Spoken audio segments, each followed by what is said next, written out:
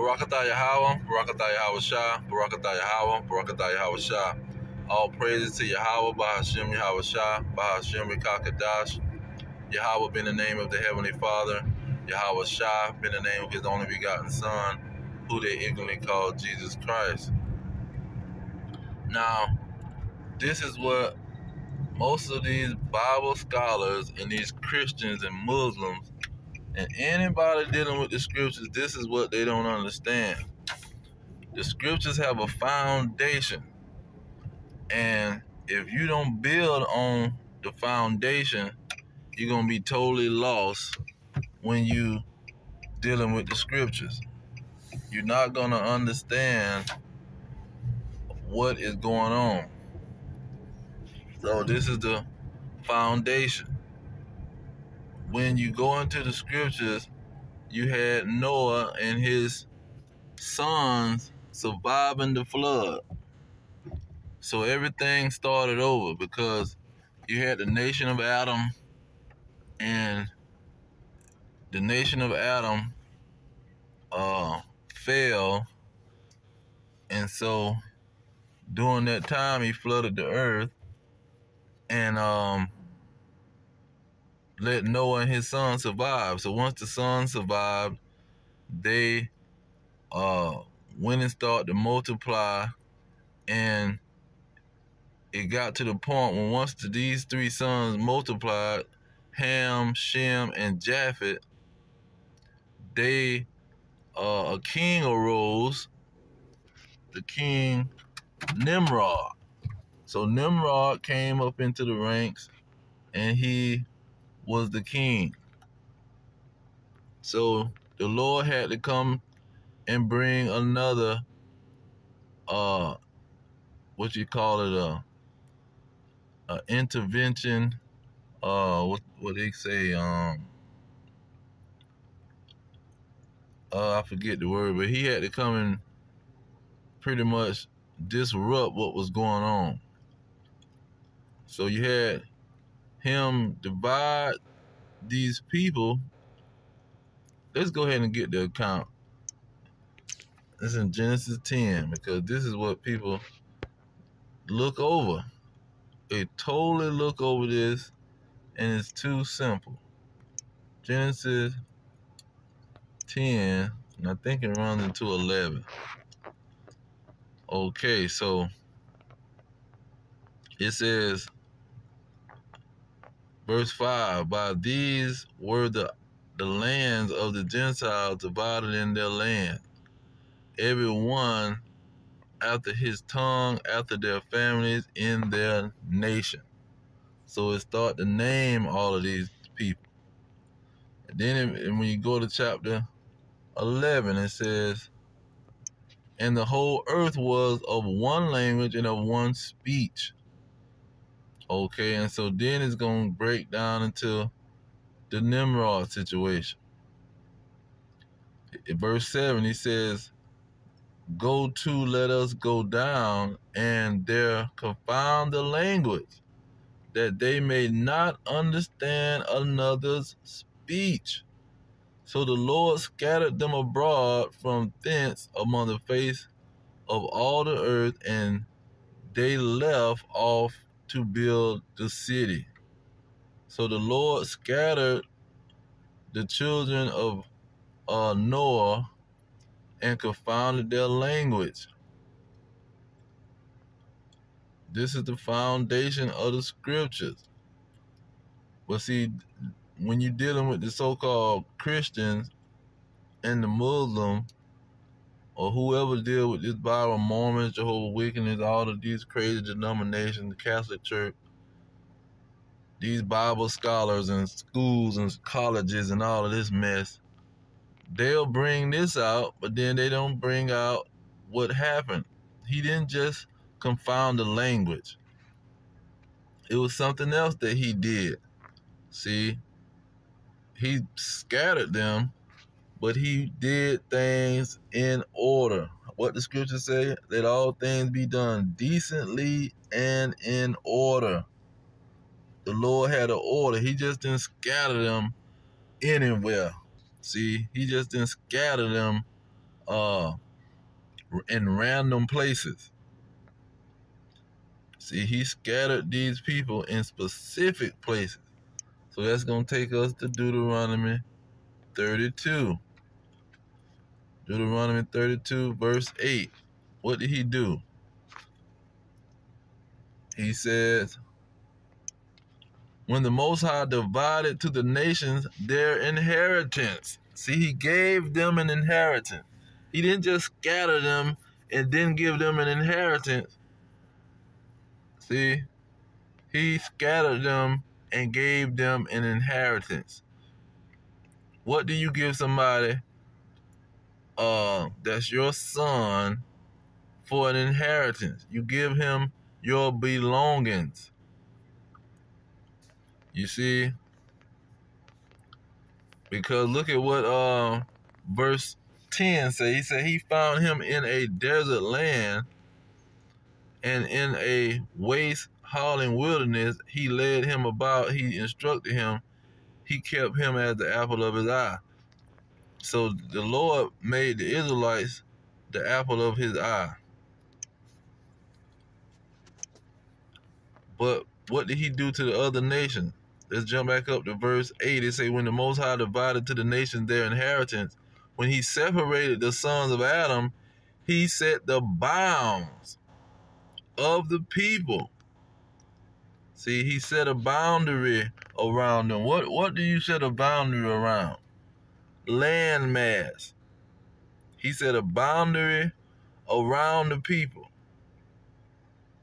They had their land that they possessed, that they inherited from God.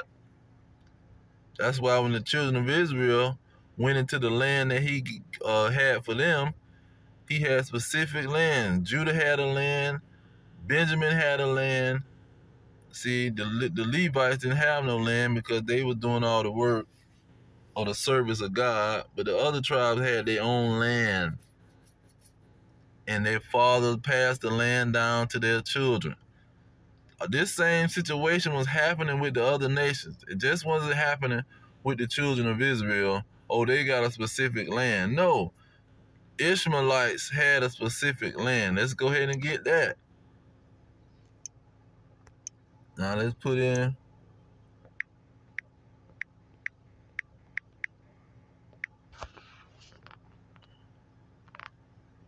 Okay, because look at what it says in verse 17. Here it is.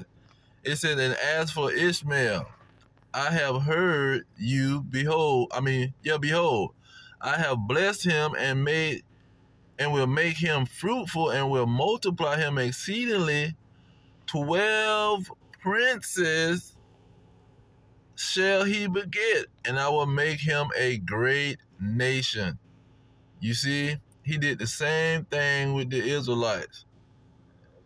See, Jacob came out of Isaac, which came out of Abraham. Ishmael came out of Abraham. He gave the Ishmaelites, the Arabs, 12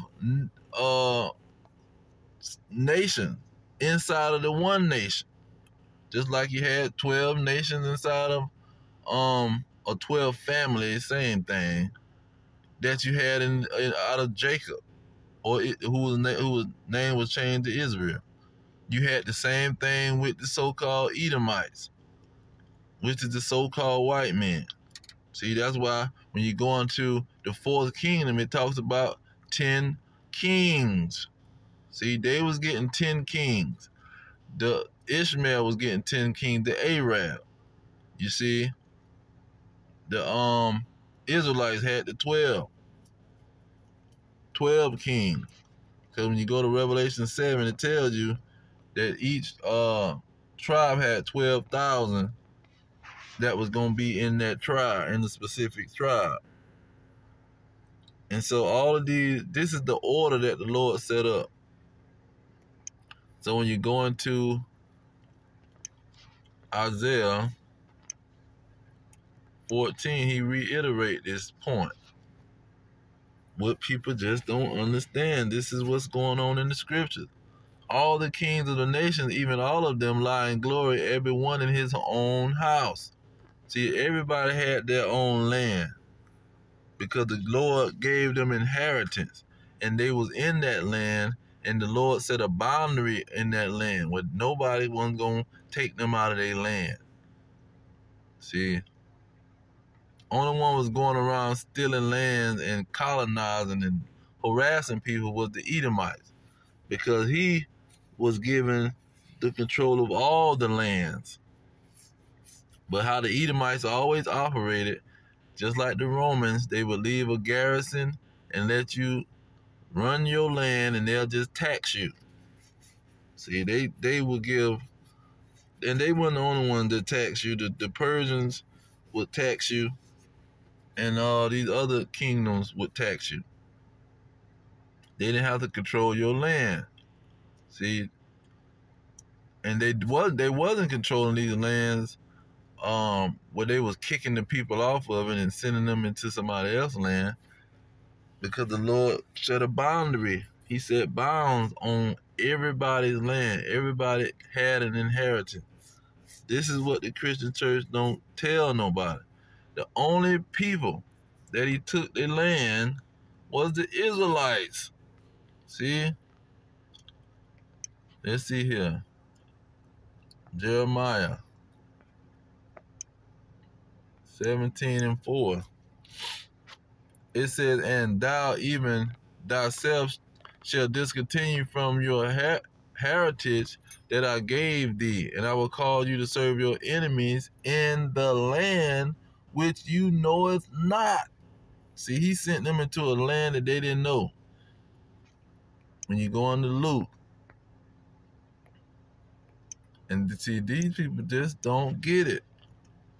This is why it's only salvation for the Israelites. It's only coming back for the Israelites, because they the one that don't got no land. Everybody got their land and their government.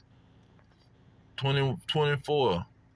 It said, they shall fall by the edge of the sword and shall be led away captives into all nations. These other nations is in their land. They ain't been pushed out of their land and got to go live in somebody else's land. It said Jerusalem shall be trodden down of the Gentiles until the time of the Gentiles be fulfilled.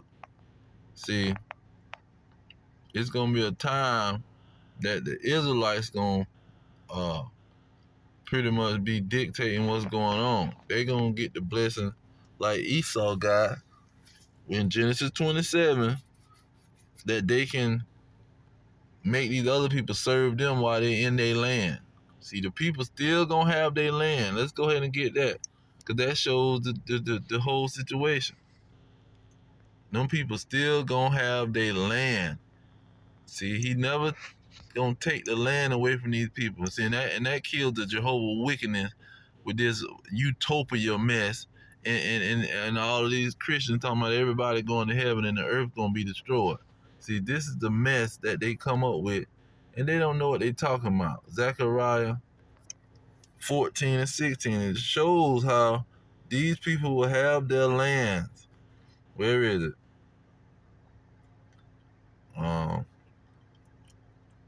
Let's see here. And I'm gonna start at 16. It says, and it shall come to pass that everyone that is left of all the nations which came against Jerusalem shall even go up from year to year to worship the King, the Lord of hosts, and to keep the Feast of Tabernacles.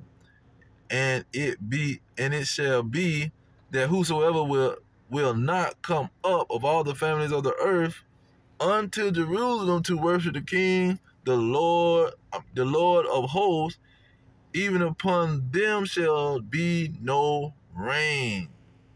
Why? Because they're going to be in their own land, and they're going to be needing the rain to help them produce crops so they can eat and survive off their land. And this is the foundation of the scriptures. The Lord is going to give everybody their lands.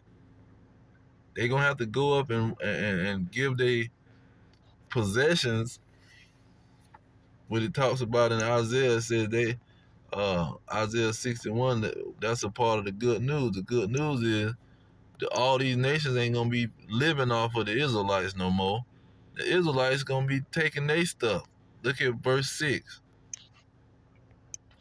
It says, "But ye shall be named the priests of the Lord. Men shall call you the ministers of our God, and ye shall eat the riches of the Gentiles, and in their glory shall ye boast yourselves."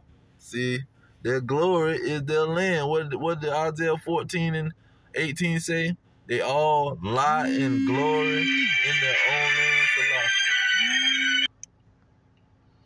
All right, now let me get 2 Ezra 6 and 54. It's saying, after